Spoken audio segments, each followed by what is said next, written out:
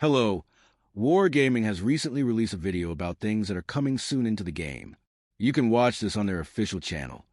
So go check it out for yourself if you want to.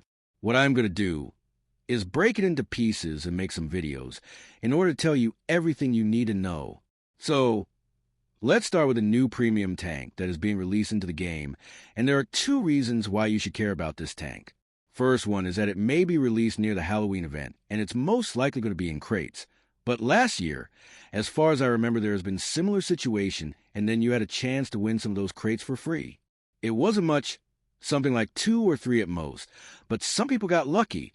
Also, Wargaming hosted a stream when you were able to get those tanks for free just by commenting your in-game name. So free tier 9 tank would be awesome. Second reason why you should be interested in this tank is the tank itself. Here we have a tank that has 2 guns. The first one is quite decent gun with okay DPM and other things, but what really is interesting is the second gun it has. Once again, Wargaming decided to make a tank with a machine gun. And what do I mean by this? Well, this is how the other gun shoots. You reload for some time. You shoot 3 shots nearly at once, and then you wait for the intro clip and shoot another 3 shots in the same way. So you can see this is really interesting, and if you add the fact that you can deal more than 1,000 damage within like 6 seconds, it becomes something serious. I don't think it's going to be overpowered, but it could be annoying to deal with. The rest of the stats doesn't look that good. It's supposed to be a heavy tank, but the armor really works only against standard ammunition. When someone shoots you with gold, all that armor just vanishes. Mobility is okay, but again, nothing great.